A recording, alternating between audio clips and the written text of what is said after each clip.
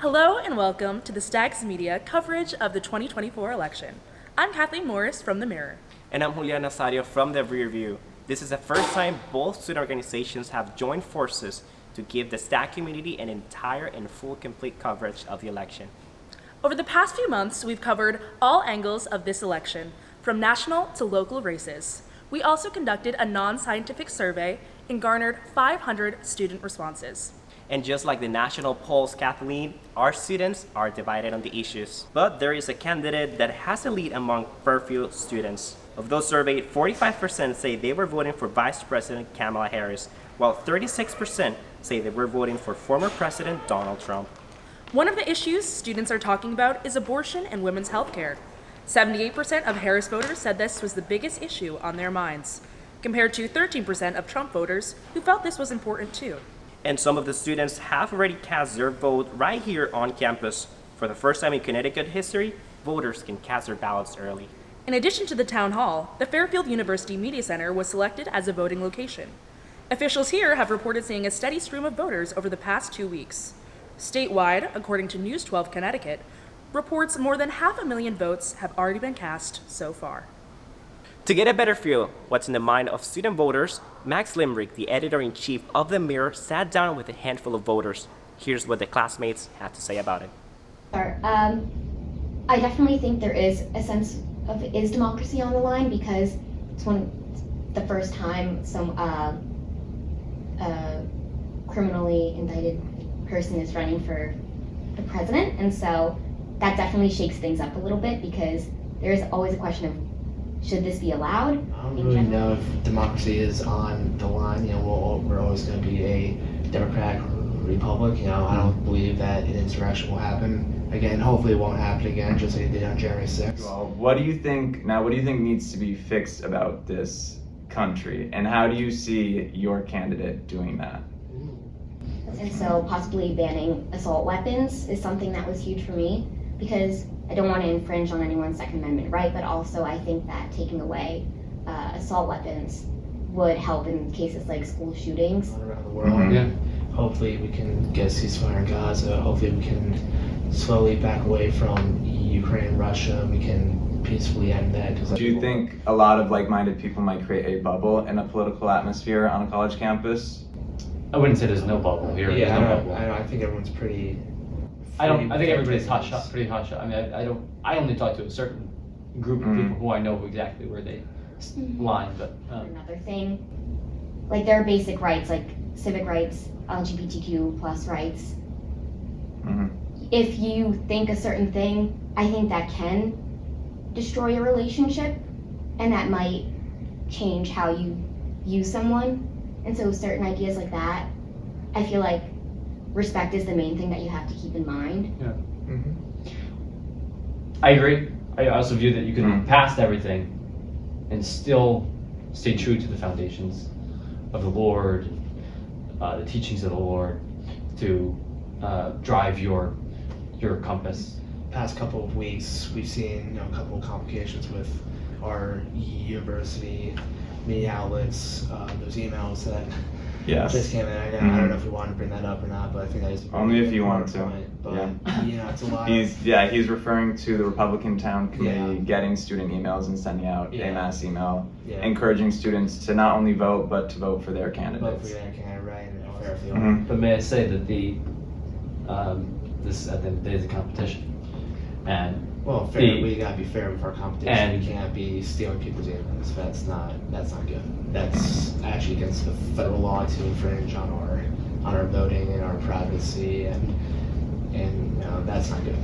We shouldn't have that. We should have people that are honest and respectful. This is just a snapshot of student views. Julian and Kathleen, back to you.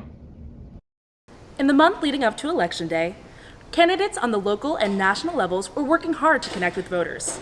Here at Fairfield University, a forum was held by local candidates to target college voters. Copy editor of The Mirror, Jackie Rogazio, was on site and chatted with students about how the forum impacted their decision to vote. After only 1 month in college, freshman Aiden Brunt is diving headfirst into Fairfield politics. I grew up here in this area. As a Connecticut local, Aiden cares about the policies that will affect his town. He attended the election forum to make sure that he made an informed decision on which candidate to vote for.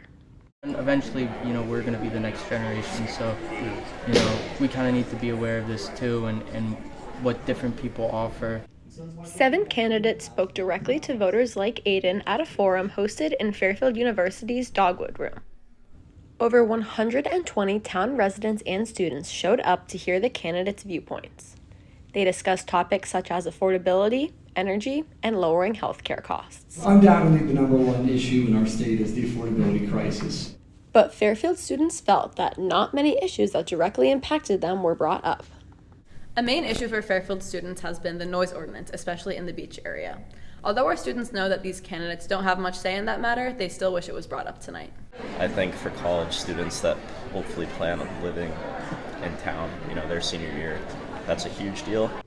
Noise ordinance issues, typically regarding beach parties like SantaCon, are handled by local officials in the town of Fairfield. The candidates on stage spoke on topics they could address at the state level. This election forum is just what sophomore John Beam needed to solidify his vote. I came here tonight kind of undecided, and State Senator Tony Wong expressed a clear vision. John felt that Huang projected a message of people for others, a classic Jesuit phrase that Fairfield students hear so often. Being a neighbor, being engaged, and making a positive difference in people's lives.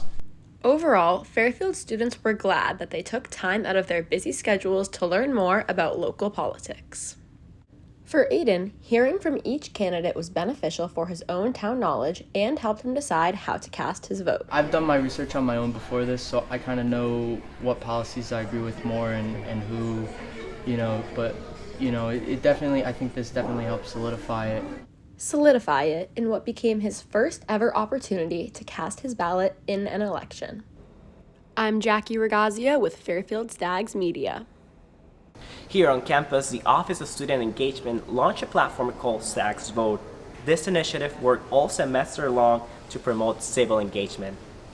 One of the activities included a mock election, currently underway now, to replicate the presidential election and the Electoral College. Here's how it works. Students vote with their residence halls. Each hall will be assigned votes based on its population, emphasizing that each vote carries weight. Students have 2 options to vote on. Option 1 suggests replacing Peet's Coffee with an additional Starbucks or Dunkin'. Option 2 suggests adding healthy food to the Recplex vending machines.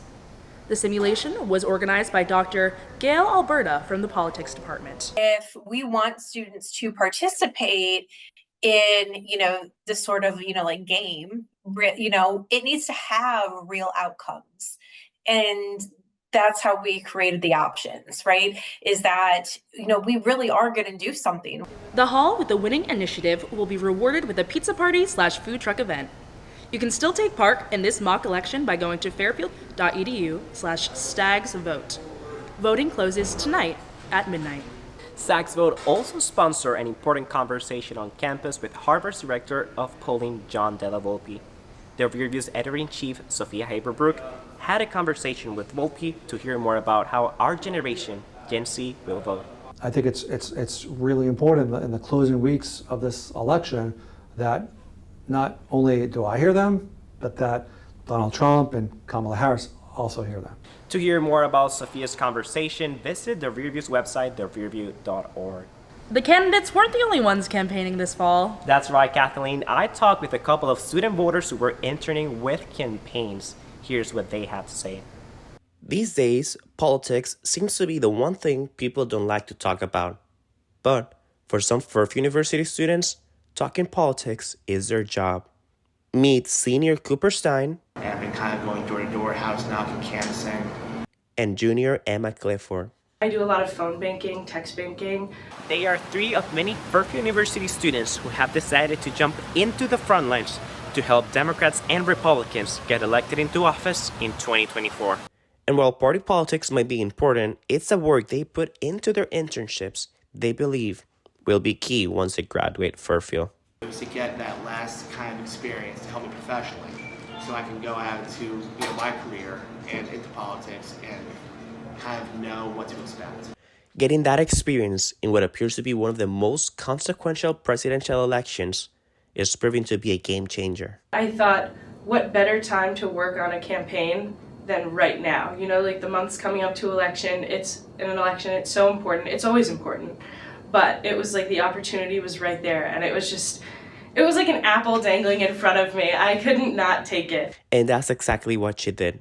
Emma works with New York State Senator John Mannion on his bid to represent New York's 22nd Congressional District. Unfortunately, with phone banking, sometimes you just catch people at the wrong time, and they just don't want anything to do with you.